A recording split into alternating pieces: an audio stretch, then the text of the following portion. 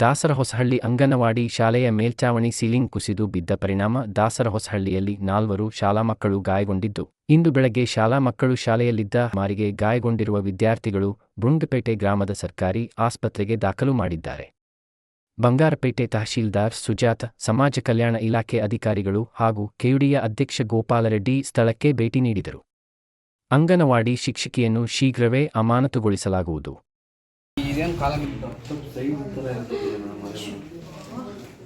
ಕಡಿಮೆ ಮಕ್ಕಳಿದ್ರು ಬರೀ 4 ಜನ ಅಂತ ಏಳು ಜನದಲ್ಲಿ ತುಂಬ 4 ಜನಕ್ಕೆ ಒಂದು ಹುಡುಗಿಗೆ ಒಂದು ಮಗುಗೆ ತುಂಬ ಸೀರಿಯಸ್ ಹೋಗ್ತಿ ಚಳಿದೆ ಒಳಗಡೆ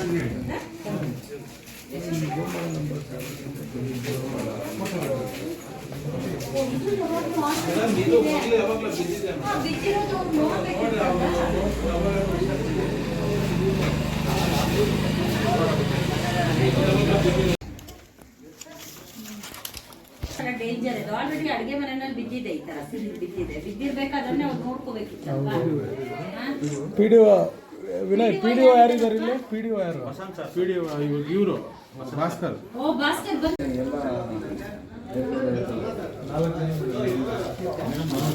ಅಲ್ಲ ಹಾಸ್ಪಿಟಲ್ ಹತ್ರ ಹೋಗಿದ್ದೆ, ನೋಡ್ಕೊಂಡು ಮತ್ತೆ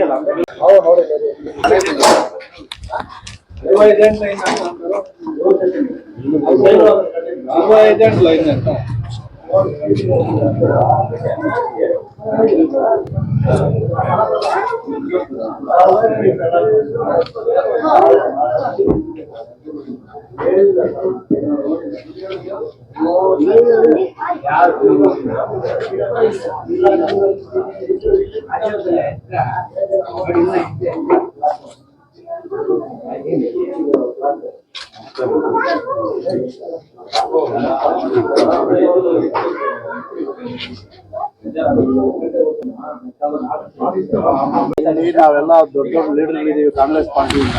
ನಮ್ಮ ಗಮನ ತಂದಿಲ್ಲ ಅಂಗನವಾಡಿ ಟೀಚರ್, ಹಂಗಾಗಿ ಈ ತರ ತೊಂದರೆ ಆಯ್ತು ಸರ್. ನಮ್ ಗಮನಕ್ಕೆ ಬಂದಿದ್ರೆ 3-4 ತಿಂಗಳಿಂದ ಸುಮಾರು 3 ಕೋಟಿ ಕೆಲಸ ಇಲ್ಲಿ ನಡೀತಾ ಇದೆ. ಕಾಂಕ್ರೀಟ್ CC ರಸ್ತೆಗಳು. ನಮ್ಮ MLA ಅವರು ಅಂಗನವಾಡಿ ಬಿಲ್ಡಿಂಗ್ಸ್ಗೆ ರಿಸರ್ವೇಶನ್ ಇದೆ ಅಮೌಂಟ್. ಈ ಅಮ್ಮ ಒಂದು ಮಾತು ಹೇಳಿದ್ರೆ ಹೊಸ ಬಿಲ್ಡಿಂಗ್ ಮಾಡ್ತಿದ್ವಿ. ಆಲ್ರೆಡಿ 4-5 ತಿಂಗಳಿಂದ 3 ಕೋಟಿ ಕೆಲಸ ದಾಸರಹೊಸಹಳ್ಳಿಯಲ್ಲಿ ನಡೀತಾ ಇದೆ. CC ರಸ್ತೆಗಳು, ಚರಂಡಿಗಳು ಎಲ್ಲ. ಅದು ಬೇಕಾಗಿದೆ 5,000 ಖರ್ಚು. ಏನೋ ಸೀಲಿಂಗ್ ತೆಗೆದುಬಿಟ್ಟು ಹೊಸ ಸೀಲಿಂಗ್ ಮಾಡಿದ್ರೆ ಬಿಲ್ಡಿಂಗ್ ಗಟ್ಟಿಯಾಗಿದೆ. ಹಾಗೆ ನಮ್ ಗಮನಕ್ಕೆ ತಂದಿಲ್ಲ, ಹಂಗಾಗಿ ಈ ತರ ಅನಾಹುತ ಆಗಿದೆ ಸರ್. ದೇವ್ರ ಪುಣ್ಯ ದೊಡ್ಡ ಅನಾಹುತ ಆಗಲಿಲ್ಲ. ಎಚ್ಚೆತ್ಕೊಂತೀವಿ. ಸಾಹೇಬ್ರ ಹತ್ರ ಮಾತಾಡಿದ್ದೀವಿ. ಆಕೆನ ನಾವು CDO ಸಾಹೇಬ್ರು ಸಸ್ಪೆಂಡ್ ಮಾಡಿದ್ದಾರೆ. ಮುಂದಿನ ದಿನದಲ್ಲಿ ಈ ವಾರದಲ್ಲಿ ಶಾಸಕರ ಹತ್ರ ಮಾತಾಡಿ ಬಿಲ್ಡಿಂಗ್ ಡೆಮಾಲೇಷನ್ ಮಾಡಿ ಹೊಸ ಬಿಲ್ಡಿಂಗ್ ಮಾಡ್ತಾರೆ. ಬಿಲ್ಡಿಂಗ್ ಈ ದಿನ ಏನ್ ದಾಸರಹೊಸಹಳ್ಳಿಯಲ್ಲಿ ಅಂಗನವಾಡಿ ಕೇಂದ್ರದಲ್ಲಿ ಅಂಗನವಾಡಿ ಸೀಲಿಂಗ್ ಇದ್ದು ಮಕ್ಕಳಿಗೆ ಗಾಯ ಆಗಿದೆ. 2 ಮಕ್ಕಳಿಗೆ ಸಣ್ಣ ಪುಟ್ಟ ತಲೆಯ ಪೆಟ್ಟಾಗಿತ್ತು. ಮತ್ತೆ 2 ಕಾಲು ಸ್ವಲ್ಪ ಫ್ರಾಕ್ಚರ್ ಆಗಿತ್ತು. ಅದನ್ನ ಸರ್ಕಾರಿ ಸಾರ್ವಜನಿಕ ಆಸ್ಪತ್ರೆಗೆ ನಮ್ಮ ಕೂಡ ಅಧ್ಯಕ್ಷರು ಮತ್ತೆ ಇಲ್ಲಿನ ಸದಸ್ಯರು ಕರ್ಕೊಂಡ್ಬಂದು ಅಡ್ಮಿಟ್ ಮಾಡಿದ್ರು. ಈಗಾಗಲೇ ಅವ್ರಿಗೆ ಟ್ರೀಟ್ಮೆಂಟ್ ಅನ್ನ ಮಾಡಿದ್ದಾರೆ. ಮತ್ತೆ ಸರ್ಜರಿನೂ ಸಹ 2 ಮಕ್ಕಳಿಗೆ ಆಗಿದೆ. ಯಾವುದೇ ಪ್ರಾಣಾಪಾಯ ಇಲ್ಲ. ಈಗಾಗಲೇ ಮಾನ್ಯ ಶಾಸಕರು ಸಹ ಅಲ್ಲಿ ಬಂದು ಪರಿಶೀಲನೆ ಮಾಡಿದ್ದಾರೆ. ಇನ್ನು ಒಳ್ಳೆ ವೈದ್ಯಕೀಯ ಚಿಕಿತ್ಸೆ ನೀಡೋದಕ್ಕೆ ನಿರ್ದೇಶನ ನೀಡಿದ್ದಾರೆ ಅಲ್ಲಿನ ವೈದ್ಯಾಧಿಕಾರಿಗಳಿಗೆ. ಈ ನಿಟ್ಟಿನಲ್ಲಿ ಏನು ಈ ಕರ್ತವ್ಯ ಲೋಪ ಆಗಿದೆ, ಇಲ್ಲಿ ಮಕ್ಕಳಿಗೆ ತೊಂದರೆ ಆಗಿದೆ, ಆ ಕಾರ್ಯಗತೆಯನ್ನ ಇಮಿಡಿಯೇಟ್ ಆಗಿ ಸಸ್ಪೆಂಡ್ ಮಾಡೋದಕ್ಕೆ ಮಾನ್ಯ ಶಾಸಕರು ತಿಳಿಸಿದ್ದಾರೆ. ಈಗಾಗಲೇ ಅದನ್ನ ವರದಿನೂ ಸಹ ರೆಡಿ ಮಾಡ್ತಾ ಇದ್ದೀವಿ.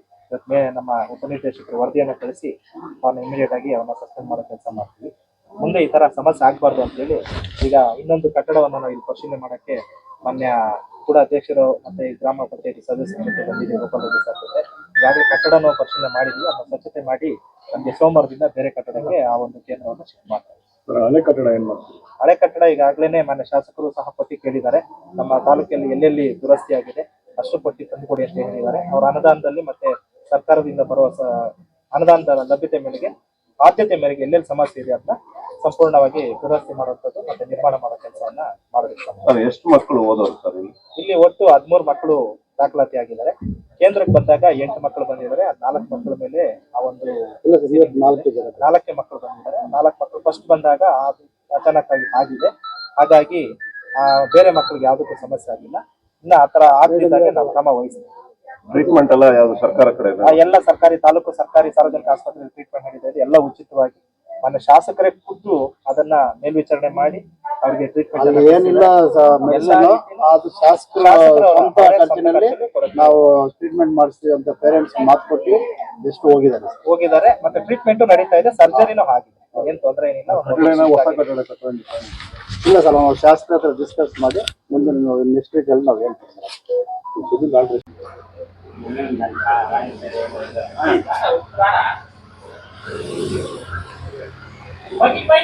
ಸರ್ ನಾನು ಬುಕ್ಸ್ కోసం ಈ ಜನವರಿ 26ಗೆ ಅಪ್ಲೈ ಆಯ್ತು ಸರ್, ನಾವು ಕ್ಲೀನ್ ಮಾಡ್ತೀವಿ. ಖಾಲಿ ಮಾಡಿ ಸರ್.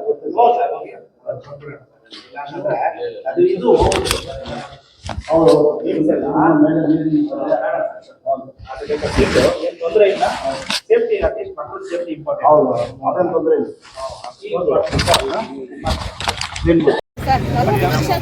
ಏನಮ್ಮ ಮಾಡಲಿ ಅಲ್ಲಮ್ಮ, ಜೀವ ಹೋಗಿದ್ರೆ ಯಾರು ಹೇಳಿದ್ದೆ ಸರ್. ನಾನು ಯಾಮಾರ್ತೆ ಸರ್, ಅಣ್ಣ ಮಾತಾಡಿದ್ರೆ ಅವ್ರು ರೋಡ್ ರಿಪೇರಿ ಮಾಡೋ ಹಾಕೊಡ್ತಾ ಇದ್ರು. ಯಾಕೆ ಹೇಳಿಲ್ಲ? 2 ಸಾರಿ ಹೋಗಿ ಮಾಡ್ತಿರ್ತಿದ್ದೀನಿ. ಅದಕ್ಕೆ ಯಾಕೆ ಹೇಳಿಲ್ಲ? ಹೆಂಗಾಗುತ್ತೆ ಅಂತ ನೋಡಿ ಸರ್, ನನ್ನ ಟೈಮ್ ಸರಿ ಇಲ್ಲ. ಎಷ್ಟು ಕೇರ್ಫುಲ್ ಸರ್, 40 ವರ್ಷದಿಂದ ಮಕ್ಕಳು ಕೇಂದ್ರದಲ್ಲಿ ಒಂದು ಆರೋಗ್ಯ ಅಂಗನವಾಡಿ ಕಟ್ಟಡದ ಒಂದು ಕಡೆ ಬಿರುಕು ಬಿಟ್ಟಿದ್ದು, ಅದು ಕೂಡ ಹೊಸ ಕಟ್ಟಡ. ಆದರೆ ಒಳಗಡೆ ಮಾತ್ರ ಹಳೆ ಕಟ್ಟಡ ಇತ್ತು, ಅದು ಬಿರುಕು ಬಿಟ್ಟಿದ್ದು. ಅಚಾನಕ್ಕಾಗಿ ಇವತ್ತು ಅಲ್ಲಿ ಗೋಡೆಗಳು ಬಿದ್ದಾಗ ಲಾಸ್ಯ, ನಿಖಿತಾ, ಜಾನ್ವಿ, ಪರಿಣಿತ 4 ಮಕ್ಕಳಿಗೆ, ಅದರಲ್ಲಿ 2 ಮಕ್ಕಳಿಗೆ ಸಣ್ಣ ಪುಟ್ಟ ಗಾಯ ಆಗಿದೆ. ಆ ಮಕ್ಕಳಿಗೆ ಇವತ್ತು ನಾವು ಇನ್ನು 2 ಮಕ್ಕಳಿಗೆ ತೊಡೆಯಲ್ಲಿ ಒಂದು ಸಣ್ಣದಾಗಿ ಏರ್ಪೇರ್ ಕೊಡುವಂಥ ವಿಚಾರ ಆಗಿದೆ. ತಕ್ಷಣ ಅಲ್ಲಿ ಮುಖಂಡರಾಗಿರ್ತಕ್ಕಂಥ KUD ಅಧ್ಯಕ್ಷರಾಗಿರ್ತಕ್ಕಂಥ ಗೋಪಾಲ್ ರೆಡ್ಡಿ ಅವರು ನನಗೂ ಮಾಹಿತಿ ಮುಟ್ಟಿಸಿ ಆ ಮಕ್ಕಳ ಸ್ವಂತ ವಾಸದಲ್ಲಿ ಕರ್ಕೊಂಡ್ಬಂದು ನಮ್ಮ ಸರ್ಕಾರ ಆಸ್ಪತ್ರೆಯಲ್ಲಿ ಚಿಕಿತ್ಸೆಯನ್ನು ಕೊಡಿಸ್ತಾರೆ. ಇವತ್ತು ವೈದ್ಯಾಧಿಕಾರಿ ಇರ್ತಕ್ಕಂಥ ಭಾರತೀಯವರು, ನಮ್ಮ ತಜ್ಞ ವೈದ್ಯರಾಗಿರ್ತಕ್ಕಂಥ ಸುಧಾಕರ್ ತಕ್ಷಣವೇ ಅದಕ್ಕೆ ಸ್ಪಂದಿಸಿ ಇವತ್ತು ನಾವು ಎಕ್ಸ್ರೇ ಸ್ಕ್ಯಾನಿಂಗ್ ಎಲ್ಲವನ್ನು ಕೂಡ ಮಾಡಿದ್ದೇವೆ. ಎಲ್ಲವನ್ನು ಮಾಡಿ ಇವತ್ತು ಆ ಮಕ್ಕಳು ಇವತ್ತು ಪ್ರಾಣಾಪಾಯದಿಂದ ಪಾಲಾಗಿದ್ದಾರೆ. ಯಾವುದೇ ಪ್ರಾಣಾಪಾಯ ಇಲ್ಲ. ಏನು ಮಕ್ಕಳಿಗೆ ಇವತ್ತು ಅಂಗವೈಕಲ್ಯ ಇದು ಸಣ್ಣಾಗಿ ಗಾಯಗಳಾಗಿದೆ, ಆ ಗಾಯಗಳನ್ನು ನಮ್ಮ ಆಸ್ಪತ್ರೆಯಲ್ಲೇ ಇಟ್ಟು ನಾವು ಚಿಕಿತ್ಸೆ ಮಾಡಿ ಸಂಪೂರ್ಣವಾಗಿ ಗುಣಮುಖರಾಗುವಂಥ ಕೆಲಸವನ್ನು ಮಾಡ್ತಾ ಇದ್ದೀವಿ. ಇದರೊಟ್ಟಿಗೆ ನಮ್ಮ CDPO ಮುನ್ರಾಜ್ ಅವರು ಕೂಡ ಸೂಚನೆ ಕೊಟ್ಟಿದ್ದೇನೆ.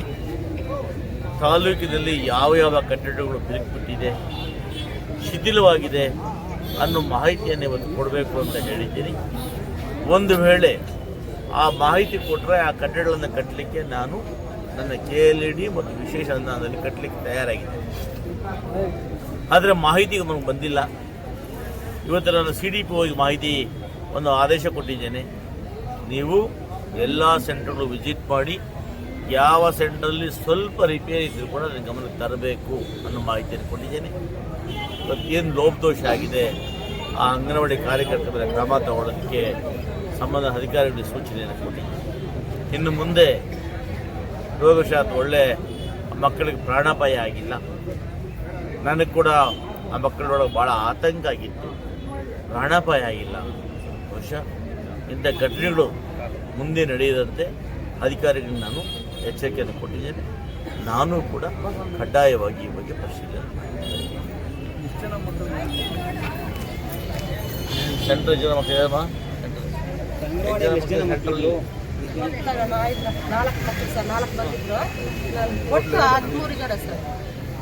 3 to 6 15 13 ಬರ್ತಾರೆ ಸರ್. 2 ಆಬ್ಸೆಂಟ್. ಇವತ್ತು 4 ಮಕ್ಕಳು ಬಂದಿದ್ರು ಬೆಳಗ್ಗೆ. ಇವತ್ತು ಬೆಳಗ್ಗೆ 4 ಮಕ್ಕಳು ಹಾಜರಾಗಿದ್ದು. ಹಂಗಾಗಿ ಆ ಕಟ್ಟಡ ಗೋಡೆ ಕುಸಿದಾಗ ಬಹುಶಃ 4 ಮಕ್ಕಳಿಂದ ದೊಡ್ಡ ಅನಾಹುತ ತಪ್ಪಿತು ಅಂತ ನಾನು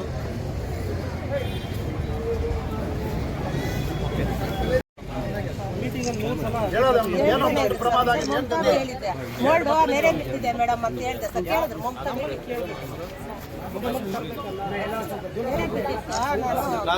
ಚಿಕ್ಕ ಕಪ್ಪುಗಿತ್ತಲ್ಲ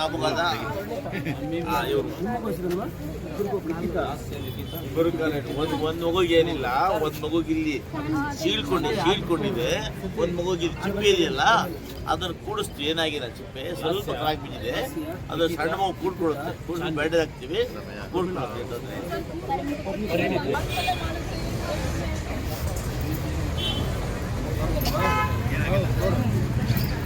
ಹೇಳೋದಿಲ್ಲ, ಮನೆ ರೇಟಿಂಗ್ ಕೊಡಬೇಕು, ಹಿಂಗಾಗಿದೆ ಅಂತ ರೇಟಿಂಗ್ ಕೊಡಬೇಕು.